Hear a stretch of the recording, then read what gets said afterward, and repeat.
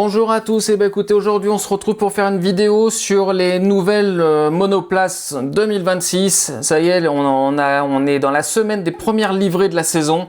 Donc on va commencer par Red Bull.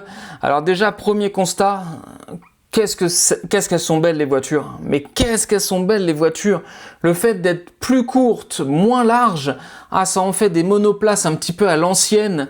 Mais qu'est-ce qu'elles sont belles les voitures, l'avant, les ailerons plus courts, on a vraiment la sensation qu'elles sont plus compactes. Alors évidemment, il faut voir ce que ça va donner sur la piste et tout, mais franchement, les voitures sont magnifiques. Là, on commence par la Red Bull de Verstappen, évidemment, et puis de Isaac Hadjar.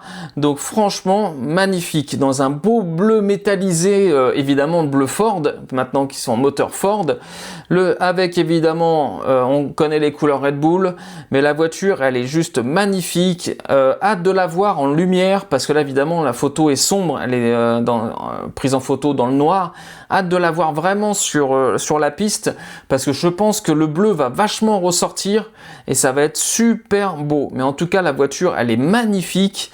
À voir évidemment ce que ça va donner avec cette nouvelle réglementation 2026, voir évidemment ce que ça va donner avec ce moteur Ford, qui aujourd'hui n'équipait pas l'équipe Red Bull avant.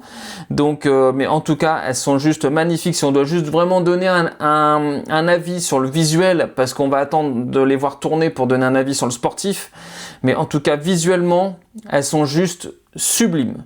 Sublime, franchement, c'est une tuerie là. Pour la première livrée 2026 de Red Bull, c'est une tuerie, la voiture, elle est splendide. Donc vous, qu'est-ce que vous en avez pensé de cette voiture? Est-ce qu'elle vous plaît? Est-ce que vous la pensez bien faite? Moi, je trouve que sur le papier comme ça, elle est ouf. Après, évidemment, en termes de performance, on va attendre de la voir tourner. Ça, c'est une certitude. Il y a tellement de nouveautés qu'à l'heure d'aujourd'hui, on ne peut pas dire quelle est la meilleure voiture. Sur le plateau, ça me paraît très difficile. Donc à voir un petit peu ce que ça a donné, mais en tout cas, la livrée sublime.